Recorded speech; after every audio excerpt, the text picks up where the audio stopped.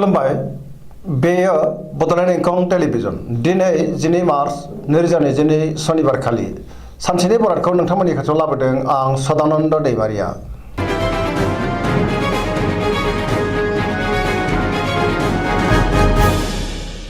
सिगां फरायफिन लादों मेष राशि गिबि हांखो अ ल।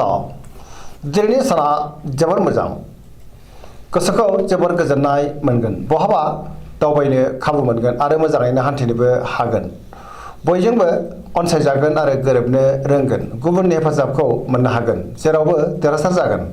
मावनो लानाय खामानिखौ थि समावनो आरो गोरलैयैनो मावफुंनोबो हागोन। देहाया दिनै मोजाङैनो थागोन, अब्लाबो नाथाय जानाय लोंनायाव सांग्रां जानांगोन। बहानिफ्रायबा मोजां खौरां फैनो हागौ। रांखावरियाव दिनै जोबोर मोजां, गोबां धोन आरजिनो हागोन। बेफार फालांगियाव जोबोर मोजां मुलाम्फा मोनगोन, सोरबा लोगोनि हेफाजाबखौ मोननो हागोन। न'खराव दिनै बिसि फिसायनि गेजेराव अननाय फैगोन, बिमा बिफानि बोर मोनगोन। गुबुननि थाखाय गोबां मोजां खामानि मावनानै होनोबो हागोन। गोसोनि बोलोआ बांगोन, समाजाव दिनै बयजोंबो अनसायजागोन आरो मान मोनगोन। लाइमोनफ्रा जोबोर रमान्टिक जागोन आरो बहानिफ्रायबा मोजां खौरां मोननोबो हागौ। फरायसाफ्रा फरायनायाव गोसो दुंखांगोन आरो मोजां फिथाइ मोनगोन। पजिटिभ एनार्जिनि गोहोमबो गोग्लैगोन।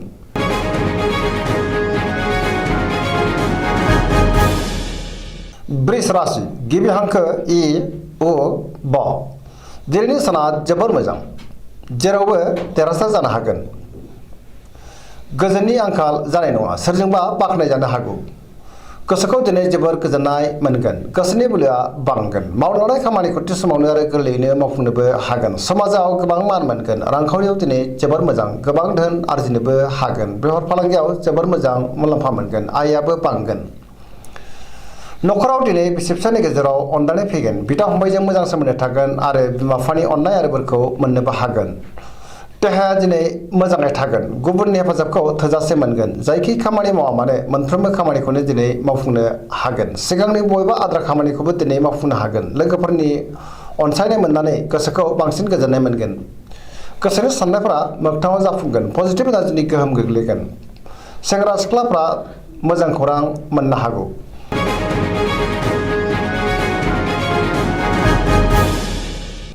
मिथुन राशि गिबि हांखो क स। दिनैनि साना जोबोर मोजां, गुबुनखौ अननो रोंगोन आरो गुबुनजोंबो अनजागोन। सुथुरखौ गोरलैयैनो फेजेननो हागोन। गोसोखौ दिनै जोबोर गोजोननाय मोनगोन, गोसोआ दिनै जोबोर खुसि जागोन। पजिटिभ एनार्जिनि गोहोमबो गोग्लैगोन। देहाया मोजाङै थागोन। रांखावरियाव दिनै जोबोर मोजां होनजायो। बेफार फालांगियावबो जोबोर मोजां मुलाम्फा मोनगोन। गुबुननि थाखाय गोबां मोजां खामानि मावनानै होनोबो हागोन। समाजाव मान बांगोन, गोसोनि बोलोआ बांगोन। मावनो लानाय खामानिखौ थि समावनो आरो गोरलैयैनो मावफुंनो हागोन। सिगांनि बबेबा आद्रा खामानियाबो दिनै मावफुंजागोन। सोरबा लोगोआ हेफाजाब होगोन, सोरजोंबा बाख्नायजानोबो हागौ। गुबुनजों मोजां सोमोन्दो लाखिनो रोंगोन। लाइमोनफोरनि गोसोआ दिनै जोबोर रमान्टिक जागोन आरो गावबा गावनि गोसोनि साननायफोरखौबो फोरमायलायनो हागोन। पजिटिभ एनार्जिनि गोहोमबो गोग्लैगोन।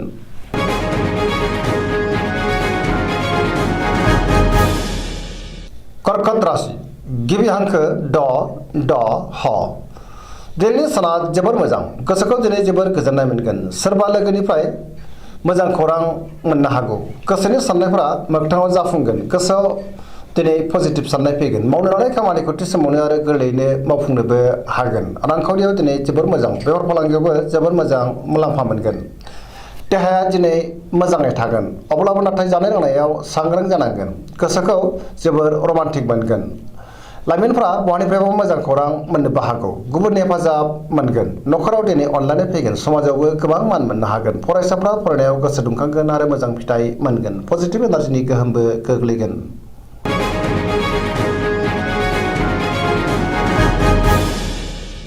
सिंह राशि गिबि हांखो म ट।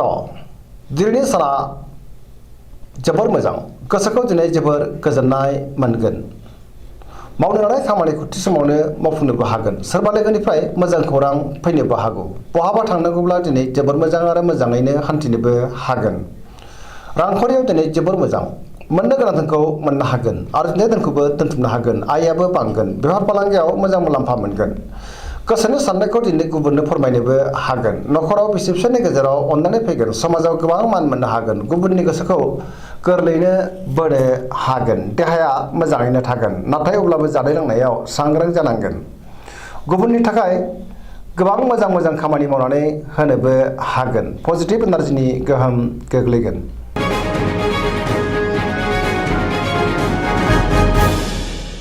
कन्या राशि गिबि हांखो प ट। दिनैनि साना जोबोद मोजां। गोसोआव गोग्गो आरो गोथों साननाय फैगोन। गियाननि आंखाल जानाय नङा। मोनफ्रोमबो खामानिखौनो दिनै मोजाङैनो मावफुंलांनो हागोन। रांखावरियाव जोबोर मोजां, नाथाय अब्लाबो खरसायाबो बांगोन। बेफार फालांगियाव जोबोर मोजां, आयाबो बांगोन। देहाया मोजाङैनो थागोन, अब्लाबो नाथाय जानाय लोंनायाव सांग्रां जानांगोन। गोबां मुंदांखा सुबुंजों लोगो मोनज्लायनो हागौ। न'खराव दिनै बिसि फिसायनि गेजेराव अननानै फैगोन। बिदा फंबायजों मोजां सोमोन्दो थागोन। सोरजोंबा बाख्नाय जानोबो हागौ। पजिटिभ एनार्जिनि गोहोमबो गोग्लैगोन। सोरनिबा सायाव गोबां फोथायनाय फैगोन। लाइमोनफ्रा मोजां खौरां मोननो हागौ।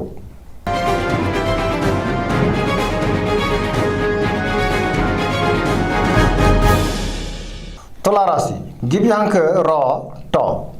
दिनैनि साना जोबोर मोजां। समाजाव बयजोंबो गोरोबनो रोंगोन। गोसोनि बोलोआ बांगोन। गोसोनि साननाया मोगथाङाव जाफुंगोन। मावनो हानाय खामानिखौ थि समावनो आरो गोरलैयैनो मावफुंनोबो हागोन। देहाया मोजाङै थागोन, अब्लाबो नाथाय जानाय लोंनायाव सांग्रां जानांगोन। रांखावरियाव दिनै जोबोर मोजां। गोबां धोन आरजिनो हागोन। मोननो गोनां धोनखौबो दिनै मोननो हागोन। न'खराव बिसि फिसायनि गेजेराव अननानै फैगोन। गुबुनजों मोजां सोमोन्दो लाखिनोबो रोंगोन। बिमा बिफानि अननाय आरो बोरखौ मोननो हागोन। लोगोफोरनि हेफाजाबखौ थोजासे मोनगोन। गोदान खामानियाव आखाइ होजेननो हागोन। लाइमोनफोरनि गोसोआ दिनै जोबोर रमान्टिक जागोन आरो गावबा गावनि गोसोनि साननायफोरखौबो फोरमायलायनोबो हागोन। पजिटिभ एनार्जिनि गोहोमबो गोग्लैगोन। जायखि खामानि मावा मानो मोनफ्रोमबो खामानिखौनो दिनै मावफुंलांनो हागोन।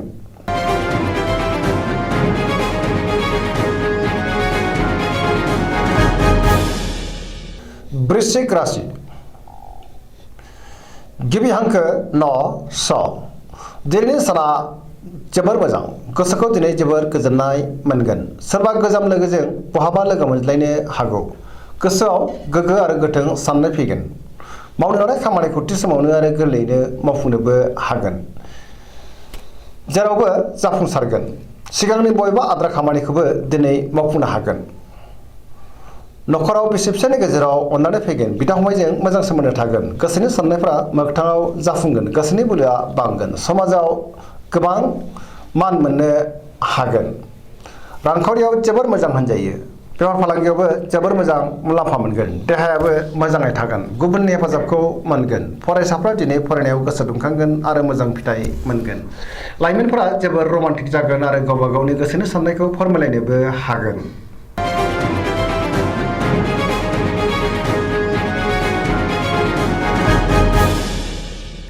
धनु राशि गिबि हांखो ढ फ भ।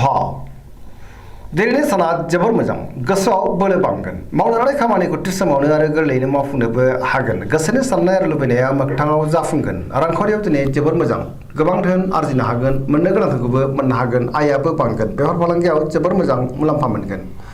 समाजाव दिनै गोबां मान मोनगोन। बयजोंबो अनसायजागोन।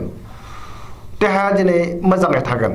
न'खराव अननानै फैगोन। बिदा फंबायनिफ्राय हेफाजाबखौ थोजासे मोननो हागोन। बहानिफ्रायबा मोजां खौरां फैनोबो हागौ। लाइमोनफोरनि गोसोआ दिनै जोबोर रमान्टिक जागोन। गावबा गावनि गोसोनि साननायखौबो फोरमायलायनोबो हागोन। पजिटिभ एनार्जिनि गोहोमबो गोग्लैगोन।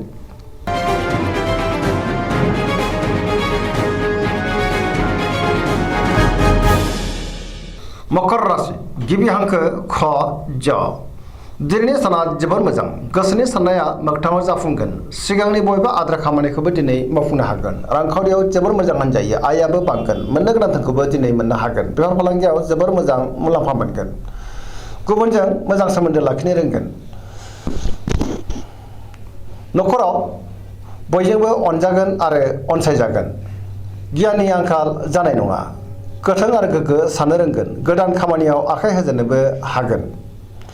सेंग्रा सिख्लाफ्रा गावबा गावनि गोसोनि साननायखौ फोरमायलायनो हागोन आरो गोसोआ दिनै जोबोर रमान्टिकबो जागोन। फरायसाफ्रा फरायनायाव गोसो दुंखांगोन आरो मोजां फिथाइ मोनगोन। बहानिफ्रायबा मोजां खौरां फैनोबो हागौ। पजिटिभ एनार्जिनि गोहोम गोग्लैगोन।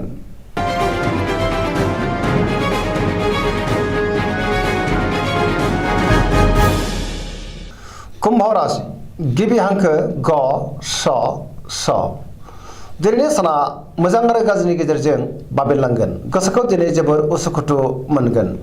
गुबुनखौ फोथायनो गोब्राब जागोन। मावनो लानाय खामानिखौ थि समावनो मावफुंनो हागोन। बहानिफ्रायबा मोजां खौरां फैनोबो हागौ। समाजावबो मान मोनगोन। गोबां मुंदांखा सुबुंजों लोगो मोनज्लायनो हागौ। रांखावरियाव दिनै जोबोर मोजां, नाथाय अब्लाबो खरसायाबो नाङा फाङा बांगोन। देहाया बारा मोजां थानाय नङा। जानाय लोंनायाव सांग्रां जानाया गाहाम। गुबुननि हेफाजाबखौ मोननो हागोन। बिमा बिफानि अननाय आरो बोर मोनगोन। बहाबा दावबायहैनो खाबु मोननोबो हागौ। पजिटिभ एनार्जिनि गोहोमबो गोग्लैगोन।